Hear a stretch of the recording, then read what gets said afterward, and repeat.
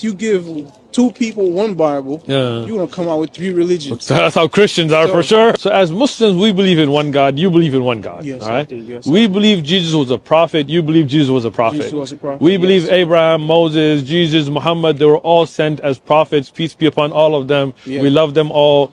Yeah. We're on the same page there. We're good. Yeah. All right. Jesus was only different because he was a prophet and a king. But again, like you said, David was also a king, right, and a prophet, right? David.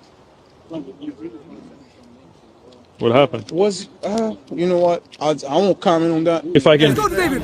Show me the Bible where David's a prophet. Show me where the Bible where David's a prophet. Show me the Bible where David's a prophet. Okay, I will. Take it there? I will. Show me where the Bible where David's a prophet. I will. Show me then. I will. Show me. The Bible says David's a prophet. That's where David's a prophet. I'm talking now. Since David, was a prophet.